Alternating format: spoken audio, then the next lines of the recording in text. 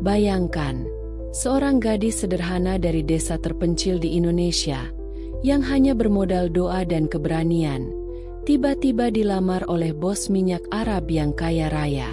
Semua orang iri, semua mata tertuju padanya. Tapi, di hari pernikahan, sesuatu terjadi, sesuatu yang membuat semua orang terdiam, menangis, bahkan sujud memohon ampun. Inilah kisah nyata yang akan menggetarkan hati Anda. Namanya Aisyah Nurul Hidayah, gadis 23 tahun dari sebuah desa kecil di Jawa Tengah. Kulitnya sawo matang, matanya teduh, dan senyumnya selalu membawa ketenangan. Sejak kecil, Aisyah sudah terbiasa hidup sederhana. Ayahnya seorang petani yang kini sakit-sakitan. Ibunya penjual gorengan di depan rumah. Hidup mereka pas-pasan. Kadang, untuk makan saja harus menunggu hasil panen atau pinjaman dari tetangga. Tapi satu hal yang membuat Aisyah berbeda, ia tak pernah mengeluh. Setiap subuh, ia selalu bangun lebih awal, menunaikan sholat tahajud, lalu duduk di bawah pohon mangga di halaman rumah sambil berdoa. Ya Allah, jika Engkau takdirkan aku jauh dari orang tua, jadikanlah aku anak yang bisa membahagiakan mereka. Lindungi aku dari fitnah dunia, dan dekatkan aku pada orang-orang yang Engkau cintai. Doa itu ia ulang setiap hari. Hingga suatu sore, seorang tetangga yang baru pulang dari Arab Saudi bercerita bahwa ada peluang kerja sebagai asisten rumah tangga di Riyadh. Gajinya besar, bahkan cukup untuk membiayai pengobatan ayahnya. Awalnya, Aisyah ragu. Ia mendengar banyak cerita tentang TKW yang diperlakukan buruk. Tapi ibunya berkata sambil menahan air mata, "Nak, kalau ini jalan rezekimu, Ibu ridha. Tapi jangan pernah tinggalkan sholat. Jangan pernah lupa siapa dirimu." Dengan restu itu, Aisyah memutuskan berangkat. Ia menjalani pelatihan singkat, belajar bahasa Arab dasar, dan menghafal doa-doa perlindungan. Globe Eropa Afrika kehidupan di Riyadh. Setibanya di Riyadh, Aisyah bekerja di rumah keluarga besar yang sangat kaya. Pemilik rumah, Syekh Khalid bin Abdullah, adalah pengusaha minyak yang terkenal dermawan namun tegas. Istrinya sudah meninggal beberapa tahun lalu, dan ia tinggal bersama anak-anaknya yang sudah dewasa. Aisyah bekerja dengan penuh kesopanan. Ia tidak pernah membantah, selalu menjaga aurat, dan berbicara seperlunya. Sikapnya membuat semua orang di rumah itu menghormatinya. Bahkan, Syekh Khalid sering memperhatikannya dari jauh. Suatu hari, saat Aisyah sedang membersihkan ruang tamu, Syekh Khalid memanggilnya. "Aisyah, aku ingin bertanya, mengapa setiap subuh aku melihatmu duduk di taman sambil berdoa?" Aisyah tersenyum malu. "Itu kebiasaan saya sejak kecil, Syekh. Saya percaya, doa di waktu subuh adalah saat yang paling mustajab." Syekh Khalid terdiam. Ia kagum. Di tengah gemerlap dunia, jarang ia melihat orang yang tetap teguh menjaga ibadah. Cincin lamaran yang menggemparkan. Beberapa bulan kemudian, kabar mengejutkan datang. Syekh Khalid memanggil seluruh keluarganya dan berkata, "Aku ingin menikah lagi." Dan wanita itu adalah Aisyah. Semua orang terkejut. Bagaimana mungkin seorang TKW sederhana dilamar oleh bos minyak yang kekayaannya tak terhitung? Kabar itu menyebar cepat, bahkan sampai ke kampung halaman Aisyah di Indonesia.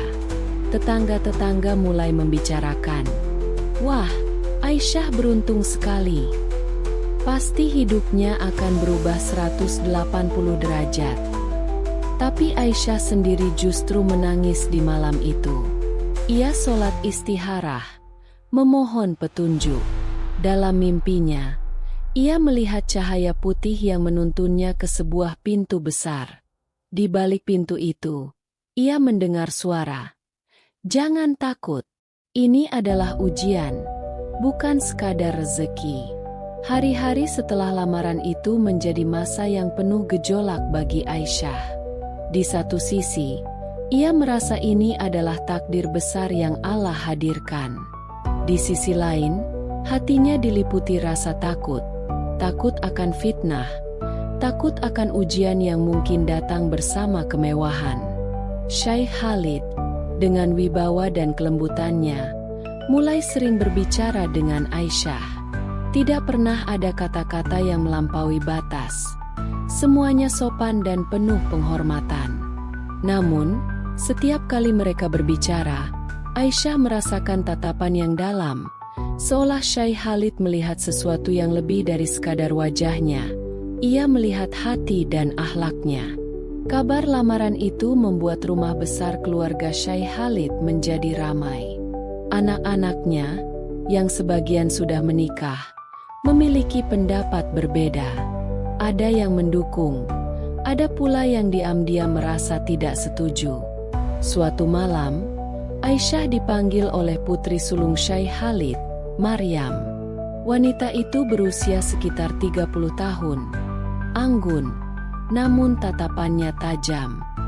"Aisyah," katanya pelan, "ayahku adalah orang baik, tapi menikah dengan beliau berarti hidupmu akan berubah selamanya.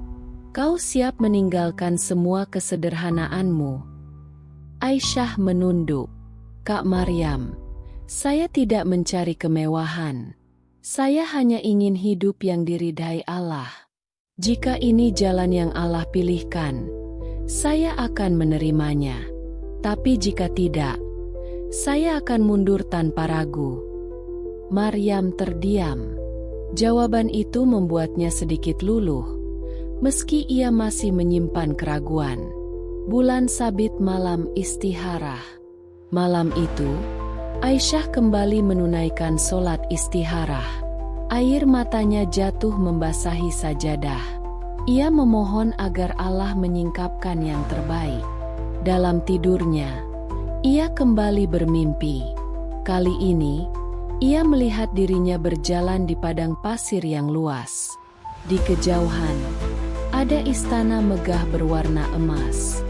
Namun di depan pintu istana itu, ada seekor unta yang duduk, menghalangi jalannya.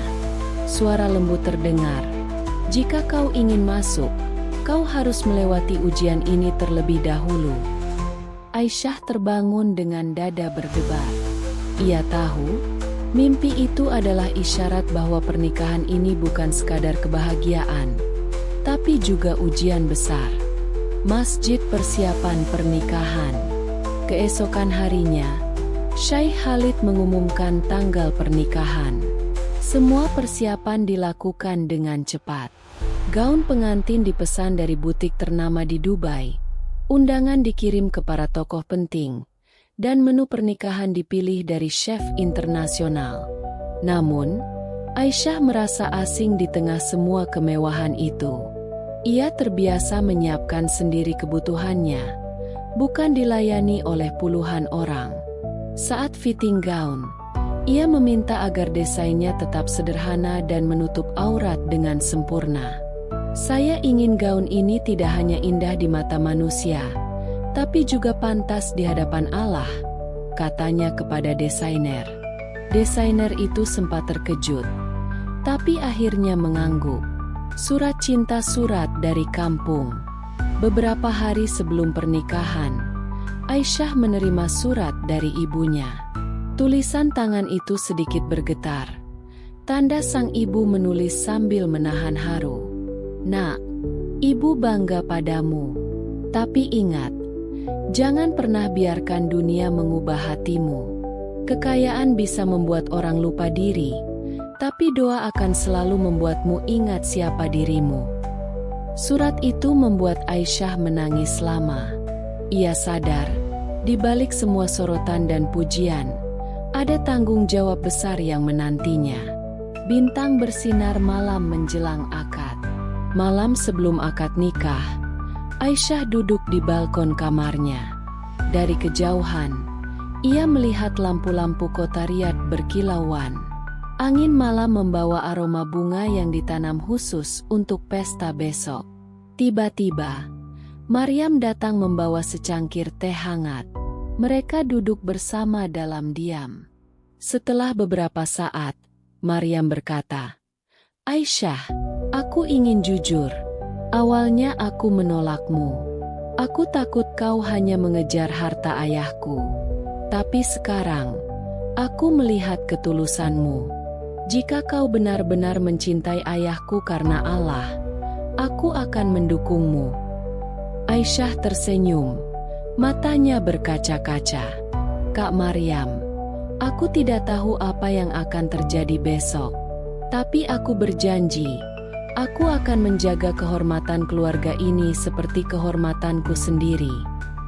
Maryam mengangguk, lalu memeluknya. Untuk pertama kalinya, Aisyah merasa diterima sepenuhnya. Dan malam itu, ia tidur dengan hati yang sedikit lebih tenang, meski di dalamnya masih ada getaran rasa takut akan hari esok. Matahari terbit pagi hari pernikahan. Fajar menyingsing di Riyadh dengan langit berwarna keemasan. Udara pagi terasa sejuk, seolah membawa kabar baik. Di halaman rumah besar keluarga Syekh Khalid, para pekerja sibuk menata kursi, memasang lampu gantung, dan merangkai bunga mawar putih yang didatangkan khusus dari Turki. Aisyah bangun lebih awal.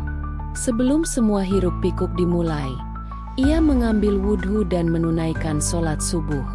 Setelah itu, ia duduk di tepi jendela kamarnya, memandang ke arah langit yang mulai terang. "Ya Allah, jika ini adalah jalan yang Engkau ridha, mudahkanlah. Jika ini adalah ujian, kuatkanlah hatiku." Pengantin wanita dengan kerudung persiapan sang mempelai. Beberapa jam kemudian, tim rias pengantin datang. Mereka membawa peralatan lengkap, gaun putih panjang yang sudah dimodifikasi sesuai permintaan Aisyah, sederhana, anggun, dan menutup aurat dengan sempurna. Saat riasan mulai diaplikasikan, Aisyah teringat masa kecilnya. Ia teringat saat membantu ibunya menggoreng pisang di depan rumah, saat bermain di sawah bersama teman-teman, dan saat duduk di bawah pohon mangga sambil berdoa. Semua kenangan itu membuatnya sadar, ia hanyalah seorang gadis desa yang kini berada di tengah kemewahan yang tak pernah ia bayangkan. Maryam masuk ke kamar, membawa sebuah kotak kecil. "Ini milik ibuku," katanya sambil membuka kotak itu. Di dalamnya ada sepasang anting emas sederhana. Ibu selalu bilang, perhiasan yang paling indah adalah akhlak. Aku ingin kau memakainya hari ini. Aisyah terharu. Ia menerima anting itu dan memakainya, merasa seperti membawa doa seorang ibu yang sudah tiada. Masjid suasana akad.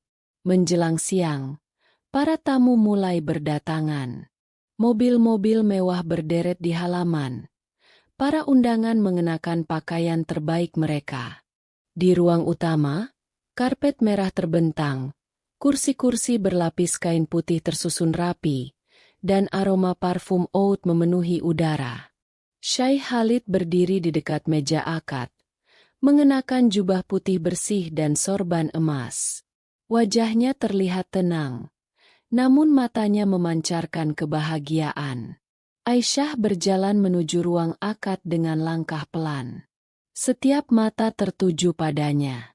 Ada kekaguman, ada rasa iri, bahkan ada tatapan sinis dari beberapa tamu yang tidak mengenalnya. Di hadapan penghulu, ijab kabul diucapkan dengan lantang. Suara Syekh Khalid tegas, tanpa ragu.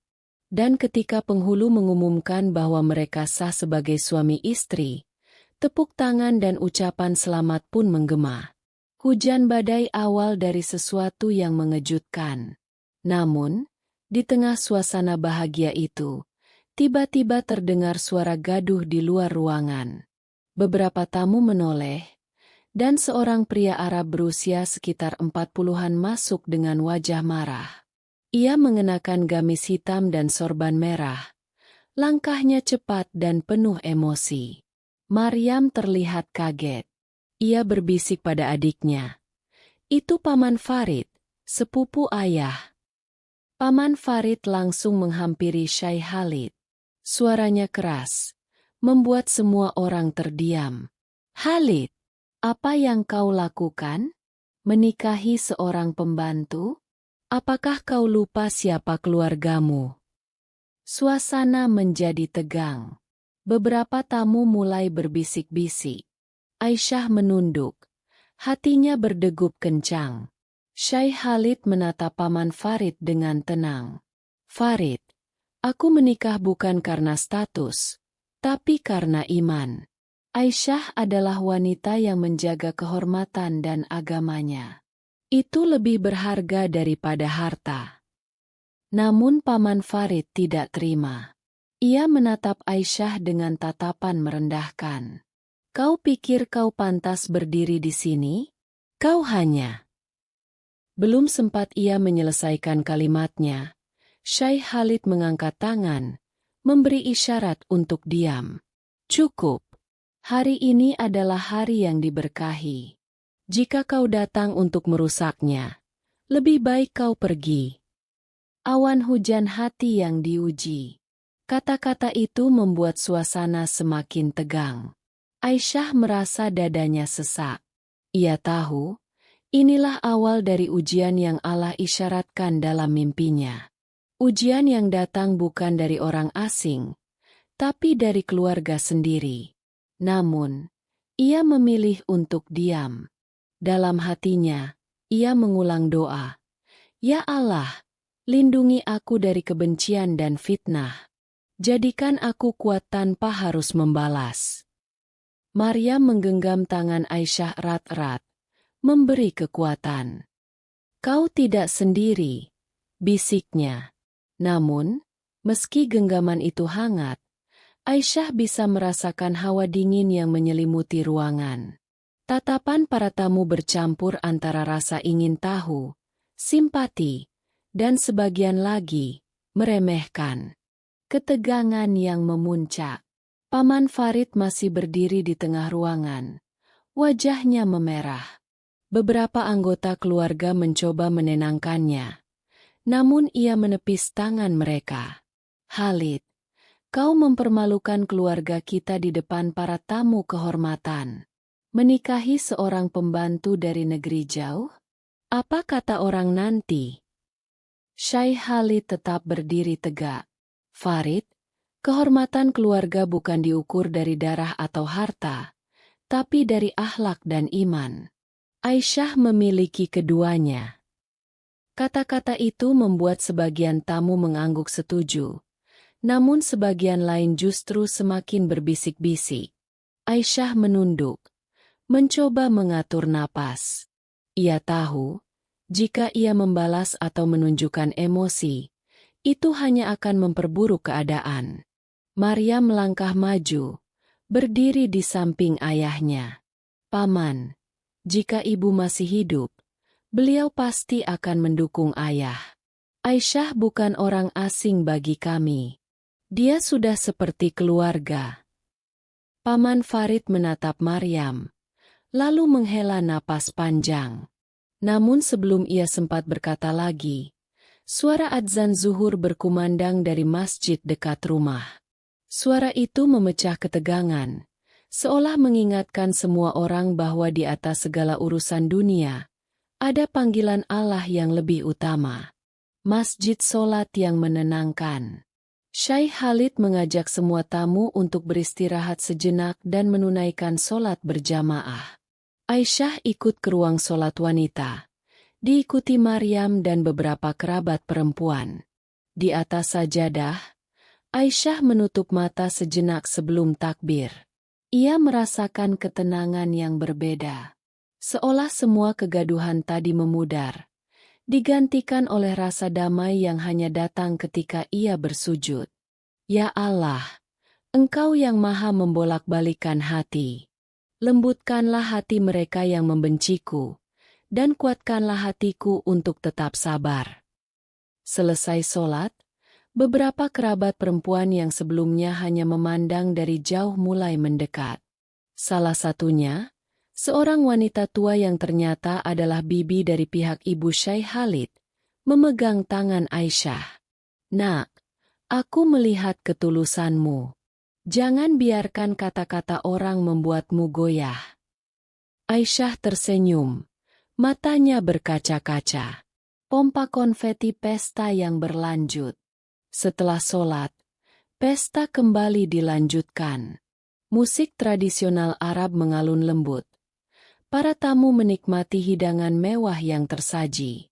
Aisyah duduk di samping Syekh Khalid, menerima ucapan selamat dari tamu-tamu yang datang. Namun, di sudut ruangan, Paman Farid masih terlihat berbicara dengan beberapa pria.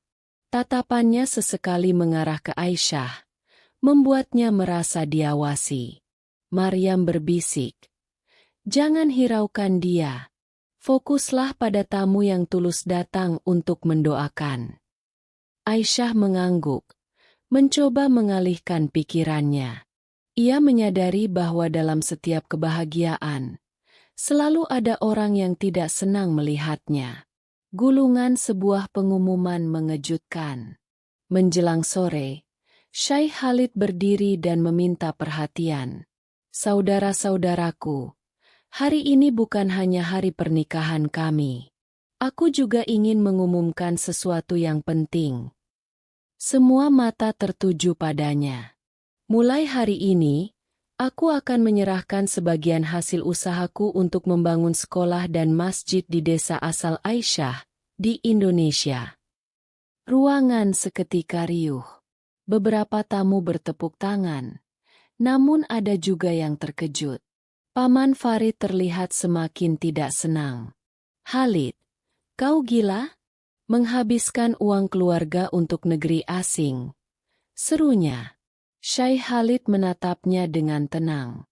"Ilmu dan ibadah tidak mengenal batas negara. Farid, jika Allah memberiku rezeki, maka aku akan membaginya di jalannya." Aisyah tertegun. Ia tidak pernah membayangkan bahwa pernikahannya akan membawa manfaat sebesar ini bagi desanya. Namun, ia juga sadar, keputusan ini akan membuat sebagian orang semakin memusuhinya. Bulan sabit malam yang penuh doa. Malam itu, setelah semua tamu pulang, Aisyah duduk di balkon bersama Syekh Khalid. Angin malam berhembus lembut, membawa aroma bunga dari taman. "Aisyah," kata Syekh Khalid, "aku tahu hari ini berat bagimu. Tapi ingat, kita tidak hidup untuk menyenangkan semua orang. Kita hidup untuk mencari ridha Allah." Aisyah mengangguk, menatap bintang-bintang di langit. "Aku siap, Syekh. Selama kita berjalan di jalan yang benar, aku tidak takut."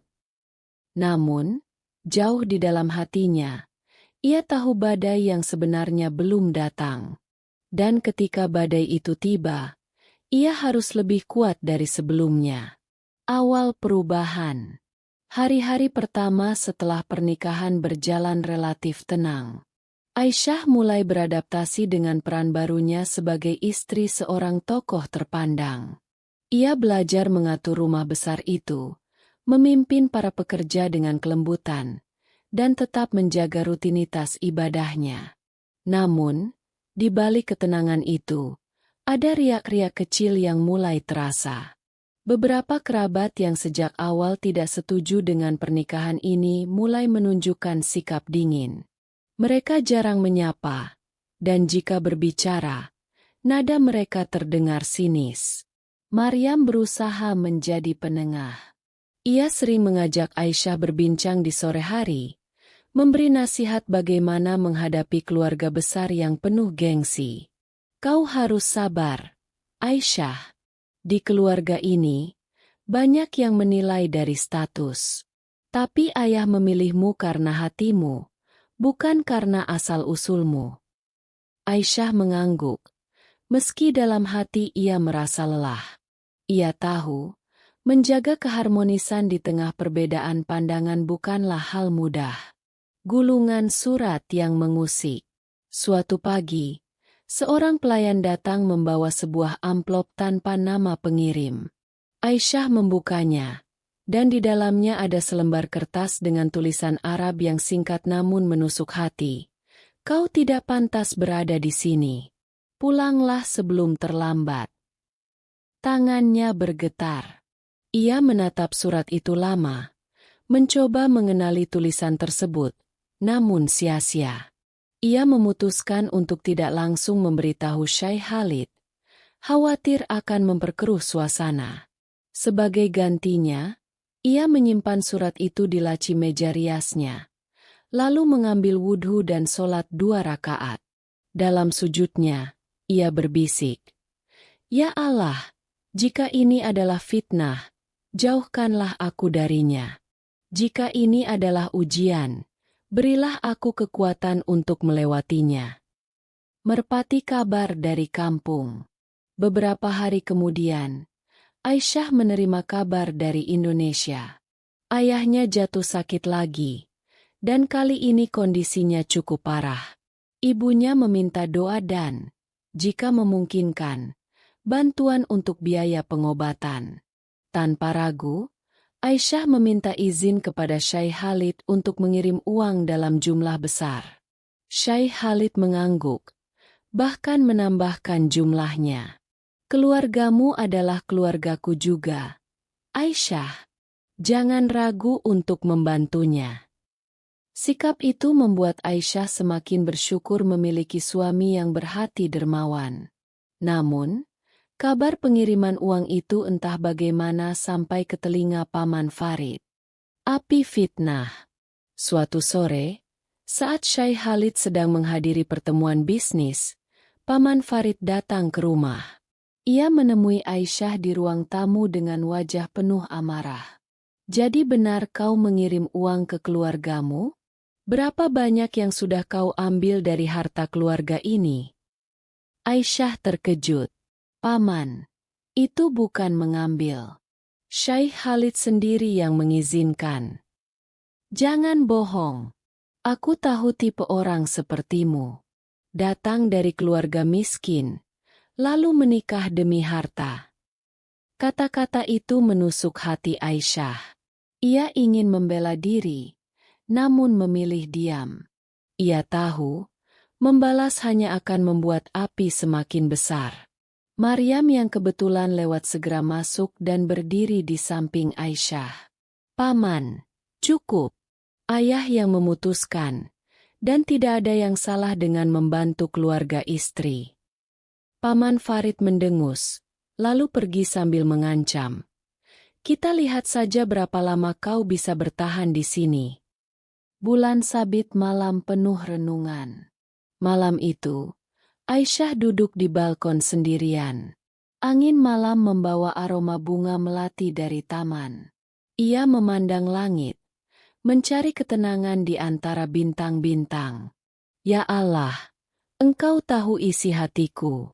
Aku tidak datang ke sini untuk harta, tapi untuk membangun rumah tangga yang Engkau ridho. Jika aku harus kehilangan segalanya demi menjaga kehormatan, aku rela." Air matanya jatuh, namun hatinya terasa lebih ringan. Ia tahu, badai ini belum berakhir. Tapi ia juga tahu bahwa setiap badai pasti berlalu bagi mereka yang bersabar. Namun, ia juga tahu bahwa setiap badai pasti berlalu bagi mereka yang bersabar. Sayangnya, badai yang datang kali ini justru mulai merambat masuk ke dalam hatinya dan hati orang yang paling ia cintai. Simbol bulan baru perubahan sikap. Beberapa hari setelah insiden dengan Paman Farid, Aisyah mulai merasakan perubahan kecil pada Syekh Khalid. Ia masih bersikap lembut. Namun ada momen-momen di mana tatapannya terlihat penuh beban. Kadang, ia pulang larut malam dengan wajah lelah. Dan ketika Aisyah bertanya, jawabannya singkat. Awalnya, Aisyah mengira itu hanya karena urusan bisnis.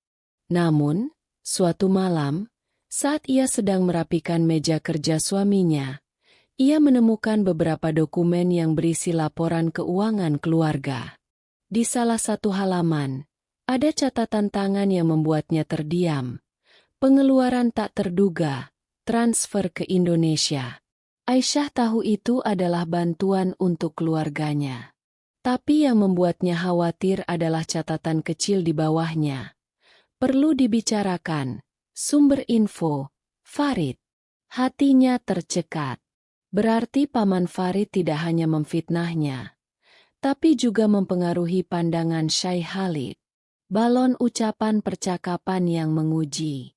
Malam itu, setelah makan malam, Syekh Khalid memanggil Aisyah ke ruang kerja. Aisyah, aku ingin bertanya, apakah keluargamu benar-benar membutuhkan uang sebanyak itu? Aku tidak keberatan membantu, tapi aku ingin tahu secara jelas. Nada suaranya tidak marah, tapi ada keraguan di dalamnya. Aisyah menunduk, mencoba menahan air mata. Syekh, aku tidak pernah meminta lebih dari yang dibutuhkan. Ayahku sakit, dan biaya pengobatannya memang besar.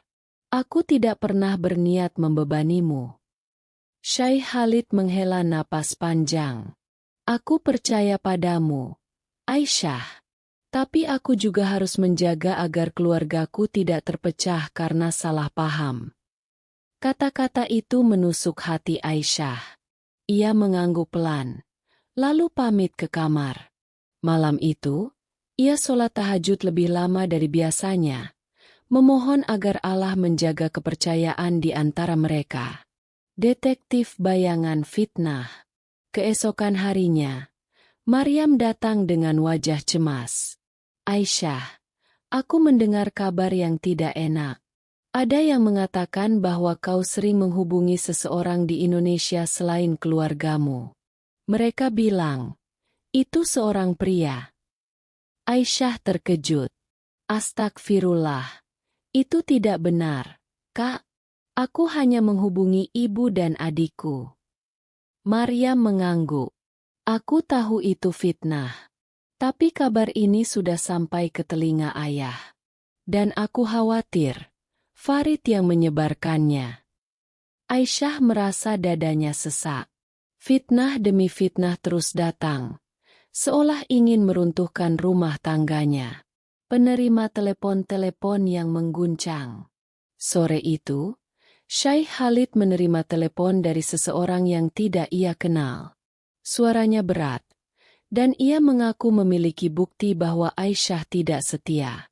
Ia bahkan mengirimkan foto-foto yang ternyata hasil editan, menampilkan Aisyah sedang berbicara dengan seorang pria di sebuah kafe. Syekh Khalid tidak langsung percaya, tapi wajahnya terlihat muram. Ia memanggil Aisyah dan menunjukkan foto itu. Aisyah terperanjat. Ini bohong. Aku tidak pernah ke tempat itu. Syekh Khalid menatapnya lama. Aku ingin percaya padamu, Aisyah. Tapi mengapa semua ini terus muncul? Air mata Aisyah jatuh. Karena ada yang ingin memisahkan kita, Syekh. Dan aku yakin itu bukan orang jauh. Bulan sabit malam penuh doa dan keputusan. Malam itu, Aisyah kembali duduk di balkon, memandang langit riyad yang bertabur bintang. Ia merasa lelah, tapi juga semakin yakin bahwa ini adalah ujian besar yang harus ia hadapi dengan sabar. Ya Allah, jika rumah tangga ini Engkau takdirkan untuk bertahan, maka kuatkanlah kami. Tapi jika Engkau takdirkan untuk berakhir, maka pisahkanlah kami dengan cara yang Engkau ridhau. Di dalam hatinya, ia mulai memikirkan kemungkinan terburuk. Bukan karena ia ingin menyerah, tapi karena ia sadar, terkadang melepaskan adalah cara terbaik untuk menjaga kehormatan. Namun, ia juga tahu, sebelum sampai pada titik itu, ia harus berjuang sekuat tenaga. gelombang air gelombang yang membesar. Keesokan harinya, suasana rumah besar itu terasa berbeda. Para pelayan yang biasanya ramah kini terlihat canggung saat berpapasan dengan Aisyah. Beberapa bahkan menunduk tanpa menyapa. Ia bisa merasakan ada sesuatu yang beredar di antara mereka. Sebuah kabar yang membuatnya menjadi pusat perhatian, tapi bukan dalam arti yang baik. Maryam datang ke kamarnya dengan wajah tegang.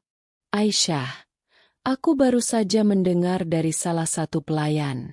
Farid menyebarkan cerita bahwa kau menikah dengan ayah demi menguasai harta keluarga.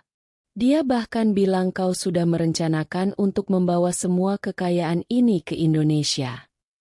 Aisyah terdiam. Fitnah itu semakin menjadi-jadi. Kak, ini sudah keterlaluan. Aku tidak pernah memikirkan hal seperti itu. Maryam menghela napas. Aku tahu. Tapi masalahnya, beberapa anggota keluarga mulai percaya. Mereka menekan ayah untuk memilih antara mempertahankanmu atau menjaga nama baik keluarga. Pertemuan keluarga. Sore itu, Syekh Khalid memanggil semua anggota keluarga dekat untuk berkumpul di ruang utama. Aisyah duduk di sampingnya, sementara Maryam duduk di sisi lain. Paman Farid hadir, bersama beberapa sepupu dan paman lain. Suasana tegang. Tidak ada yang berbicara sampai Syekh Khalid memulai. Aku mendengar banyak kabar yang tidak benar tentang istriku. Hari ini, aku ingin mendengar langsung dari kalian, dan aku akan memutuskan apa yang terbaik. Paman Farid langsung angkat bicara. Khalid, kami hanya ingin melindungi keluarga ini. Wanita ini datang dari negeri jauh, tanpa harta, tanpa nama. Sekarang dia sudah mengirim uang ke keluarganya, dan siapa yang tahu apa lagi yang akan dia lakukan. Aisyah menunduk, menahan air mata. Maryam mencoba membela, tapi Syekh Khalid mengangkat tangan, memberi isyarat untuk diam. Farid, aku menikahinya karena aku melihat iman dan akhlaknya. Tapi jika kalian memaksaku untuk memilih, maka aku akan memilih kebenaran, bukan tekanan. Patah hati retaknya hati. Setelah pertemuan itu, Syekh Khalid tampak murung. Ia menghabiskan lebih banyak waktu di ruang kerjanya. Jarang berbicara dengan Aisyah. Meskipun ia tidak pernah mengucapkan kata-kata kasar, jarak di antara mereka terasa semakin lebar. Suatu malam, Aisyah memberanikan diri mengetuk pintu ruang kerja. Syekh, apakah kau mulai meragukanku? Tanyanya pelan. Syekh Khalid menatapnya lama. Aisyah, aku ingin percaya sepenuhnya. Tapi tekanan dari keluarga membuatku sulit. Mereka mengancam akan memutus hubungan jika aku tetap bersamamu. Air mata Aisyah jatuh. Jadi, kau akan memilih mereka? Syekh Khalid menggeleng. Aku belum memutuskan. Tapi aku ingin kau tahu, apapun yang terjadi, aku tidak pernah menyesal menikahimu. Bulan sabit doa di tengah malam. Malam itu, Aisyah kembali menunaikan sholat tahajud. Ia memohon petunjuk, memohon agar Allah membukakan hati suaminya dan melindungi rumah tangga mereka dari perpecahan. Ya Allah, jika Engkau takdirkan kami bersama, satukanlah hati kami. Jika Engkau takdirkan kami berpisah, pisahkanlah dengan cara yang Engkau ridho, tanpa kebencian. Maryam masuk ke kamarnya setelah sholat.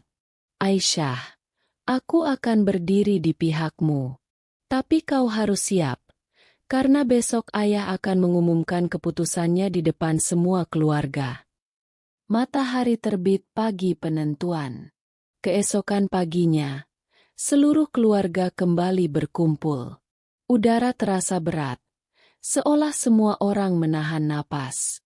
Syekh Khalid berdiri di tengah ruangan, memandang satu persatu wajah yang hadir. "Aku sudah memikirkan ini semalaman," katanya. "Dan aku memutuskan." Aisyah menatapnya. Jantungnya berdegup kencang. Maryam menggenggam tangannya erat-erat. "Aku akan tetap bersama Aisyah.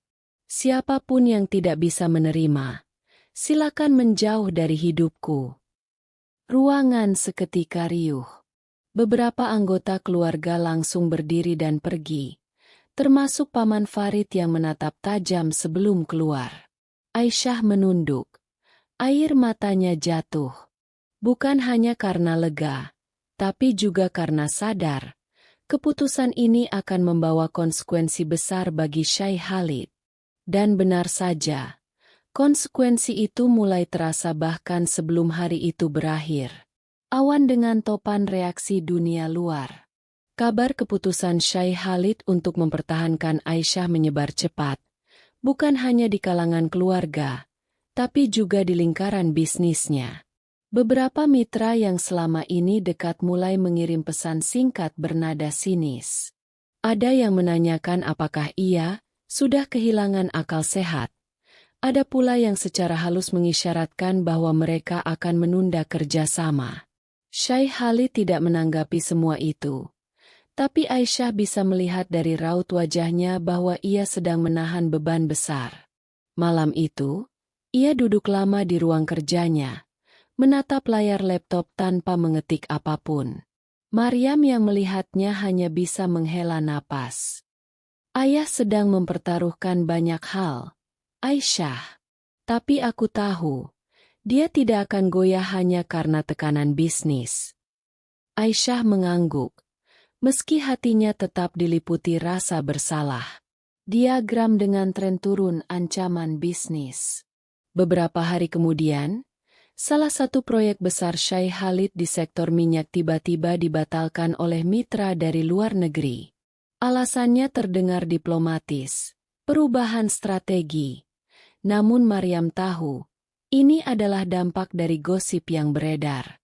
Di saat yang sama, Paman Farid semakin gencar menyebarkan cerita buruk. Ia bahkan mengundang beberapa tokoh berpengaruh ke rumahnya untuk membicarakan masa depan keluarga. Dari sumber yang Maryam percayai, pertemuan itu penuh dengan fitnah yang diarahkan pada Aisyah. Merpati Aisyah memilih diam. Meski hatinya panas, Aisyah memilih untuk tidak membalas. Ia tetap menjalankan rutinitasnya, bangun sebelum subuh, sholat tahajud, membaca Al-Quran, dan membantu mengatur rumah. Ia percaya, diam yang disertai doa lebih kuat daripada 1000 kata pembelaan. Namun, diamnya Aisyah justru ditafsirkan berbeda oleh sebagian orang. Mereka menganggapnya sombong, merasa dirinya di atas, karena sudah menjadi istri Syekh Khalid. Maryam mencoba menjelaskan kepada mereka, tapi tidak semua mau mendengar. Gulungan surat kedua. Suatu sore, Aisyah kembali menerima amplop tanpa nama. Kali ini isinya lebih mengancam. "Jika kau tidak pergi, sesuatu yang buruk akan terjadi pada keluargamu di Indonesia." Surat itu membuat darahnya berdesir. Ia langsung menghubungi ibunya di kampung, memastikan semua baik-baik saja. Ibunya mengatakan tidak ada yang aneh, tapi Aisyah tetap merasa khawatir. Ia memutuskan untuk menyimpan surat itu dan hanya memberitahu Maryam. "Kak, ini sudah terlalu jauh. Mereka mulai mengancam keluargaku." Maryam menatapnya serius. "Kita harus memberitahu ayah. Ini bukan lagi sekadar fitnah. Ini sudah ancaman." Timbangan konfrontasi terbuka. Malam itu, Maryam dan Aisyah menemui Syekh Khalid di ruang kerjanya. Mereka menunjukkan surat tersebut. Wajah Syekh Khalid berubah tegang. "Ini sudah kelewatan. Aku akan mencari tahu siapa yang mengirim ini." Beberapa hari kemudian, Syekh Khalid memanggil Paman Farid untuk berbicara empat mata. Pertemuan itu berlangsung panas. Suara mereka terdengar hingga keluar ruangan. Farid, jika aku tahu kau yang mengancam keluarganya, aku tidak akan diam, bentak Syekh Khalid. Farid hanya tertawa sinis. Kau pikir aku takut? Aku hanya ingin menyelamatkan nama keluarga. Kalau kau tidak mau mendengar, jangan salahkan aku jika sesuatu terjadi. Malam yang gelap. Malam itu, Aisyah tidak bisa tidur. Ia duduk di tepi ranjang, memandangi bulan yang tertutup awan. Hatinya gelisah. Pikirannya dipenuhi bayangan buruk tentang keluarganya di kampung. Ia kembali mengambil wudhu dan sholat. Dalam sujudnya, ia menangis sejadi-jadinya. Ya Allah, lindungi keluargaku. Jangan biarkan mereka menjadi korban dari kebencian orang-orang yang iri. Maria masuk ke kamarnya, memeluknya erat. Kau tidak sendiri, Aisyah. Aku akan melindungimu, apapun yang terjadi. Matahari terbit fajar harapan. Keesokan paginya, Syekh Khalid mengumumkan bahwa ia akan mengirim tim ke Indonesia untuk memastikan keselamatan keluarga Aisyah. Keputusan itu membuat Aisyah sedikit lega, meski ia tahu ancaman di Riyadh belum berakhir. Di dalam hatinya, ia mulai menyadari bahwa ujian ini bukan hanya tentang mempertahankan rumah tangga, tapi juga tentang mempertahankan harga diri dan keselamatan orang-orang yang ia cintai. Dan ternyata, kekhawatiran itu terbukti lebih cepat dari yang ia bayangkan. Hujan badai kabar dari kampung. 3 hari setelah Syekh Khalid mengirim tim ke Indonesia, sebuah telepon masuk ke ponsel Aisyah. Nomornya asing, tapi kode negaranya dari Indonesia. Dengan hati berdebar, ia mengangkat. Suara di ujung sana adalah adiknya, Hasan. Terdengar panik. Mbak, rumah kita dilempari batu semalam. Kaca jendela pecah. Untung ayah dan ibu tidak terluka, tapi mereka ketakutan. Ada orang yang meninggalkan secari kertas di depan pintu. Aisyah merasa darahnya berdesir. Apa isinya? Hasan menjawab lirih. Pergi dari rumah itu, atau keluargamu akan menanggung akibatnya. Tangannya bergetar. Air mata langsung mengalir. Ia ingin terbang pulang saat itu juga. Tapi ia tahu itu bukan solusi. Merpati keputusan berat. Sore itu, Aisyah menceritakan semuanya kepada Syekh Khalid dan Maryam. Wajah Syekh Khalid mengeras. Ini sudah melampaui batas. Aku akan mengirim pengawal untuk menjaga keluargamu di sana, dan aku akan mencari tahu siapa dalangnya. Maria menatap Aisyah dengan mata berkaca-kaca. Kau lihat, Aisyah, mereka tidak hanya ingin memisahkanmu dari ayah, tapi juga membuatmu menyerah dengan menakut-nakuti keluargamu. Aisyah mengangguk, tapi di dalam hatinya, ia mulai berpikir, apakah kehadirannya di rumah ini justru membawa bahaya bagi semua orang yang ia cintai? Detektif bayangan di malam hari. Malam itu, saat semua orang sudah tidur, Aisyah terbangun karena mendengar suara langkah di luar kamarnya. Ia mengintip dari celah pintu dan melihat sosok pria berpakaian hitam berjalan cepat di lorong, menuju pintu belakang. Ia tidak bisa melihat wajahnya, tapi langkahnya tergesa-gesa, seolah takut ketahuan. Aisyah ingin membangunkan Maryam, tapi ia memilih diam dan mengamati dari kejauhan. Keesokan paginya, ia menceritakan hal itu kepada Maryam.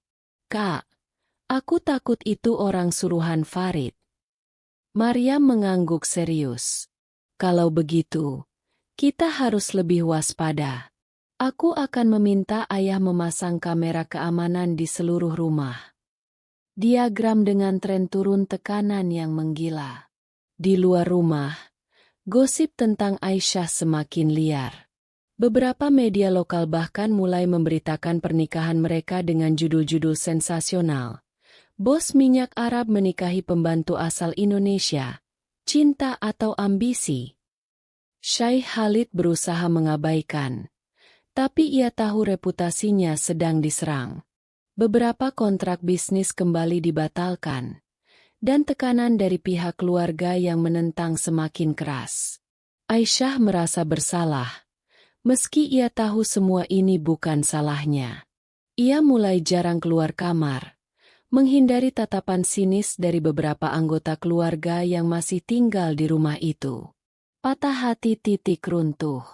Suatu sore, Syekh Khalid pulang dengan wajah lelah. Ia duduk di ruang tamu tanpa berkata apa-apa. Aisyah mendekat, mencoba memijat pundaknya. "Syekh, apakah ada masalah di kantor?" Ia menghela napas panjang. "Aisyah, aku kehilangan 2 mitra besar hari ini. Mereka bilang, selama aku bersamamu, mereka tidak mau bekerja sama. Aku tidak peduli pada uang, tapi ini mempengaruhi banyak karyawan yang bergantung pada perusahaan." Aisyah terdiam. Kata-kata itu seperti pisau yang menusuk hatinya. "Kalau begitu, mungkin aku yang harus pergi." Syekh Khalid langsung menatapnya. "Jangan pernah berkata begitu lagi. Aku memilihmu, dan aku akan mempertahankan pilihan itu." Namun, Aisyah bisa melihat di matanya ada rasa lelah yang dalam. Bulan sabit doa terakhir malam itu. Malam itu, Aisyah sholat tahajud dengan sujud yang lama. Ia memohon agar Allah memberi jalan keluar yang terbaik, meski itu berarti ia harus mengorbankan kebahagiaannya sendiri.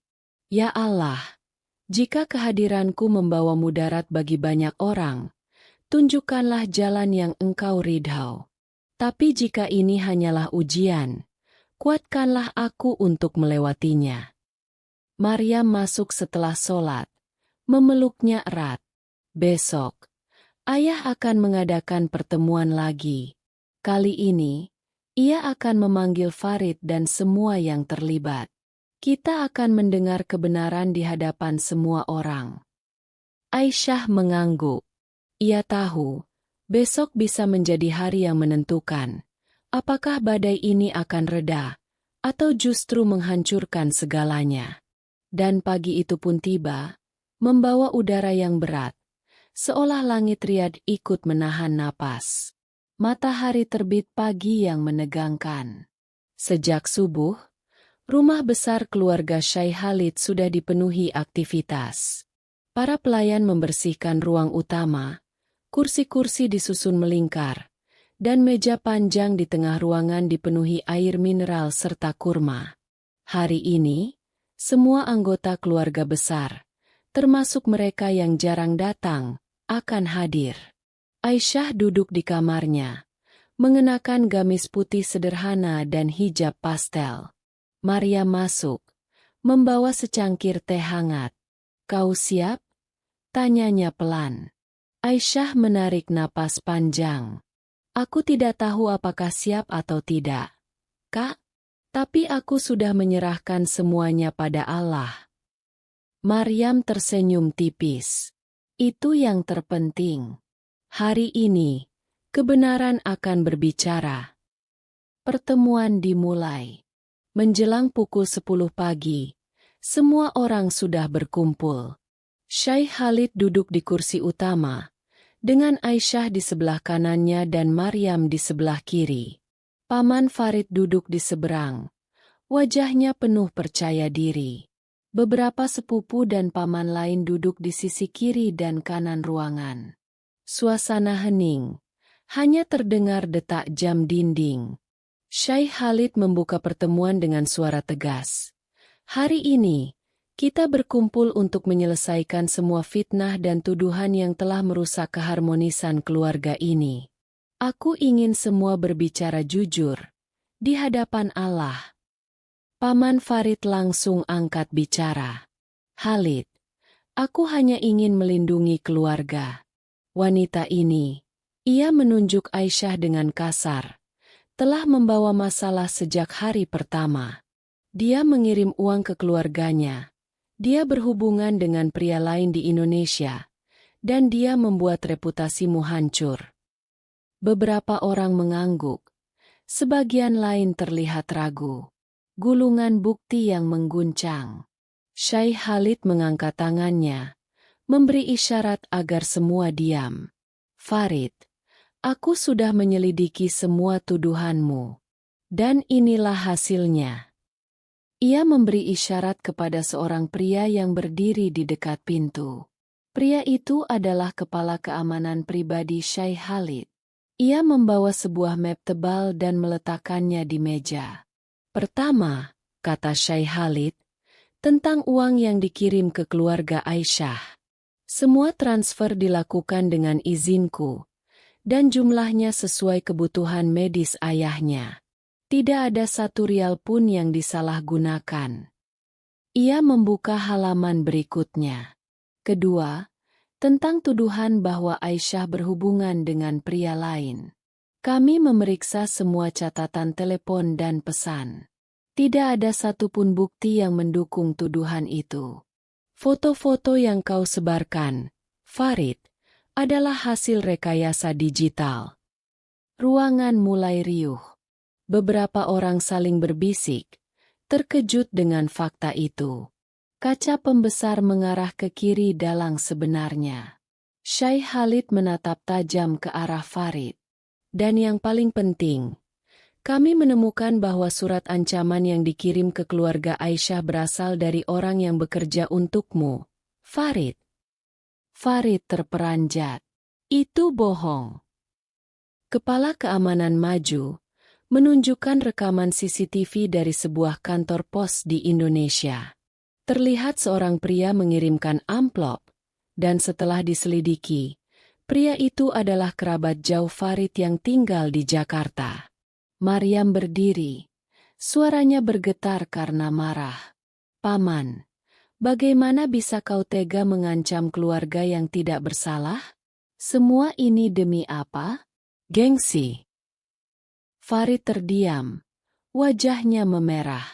Ia mencoba berbicara, tapi suaranya tenggelam oleh bisik-bisik kecaman dari anggota keluarga lain.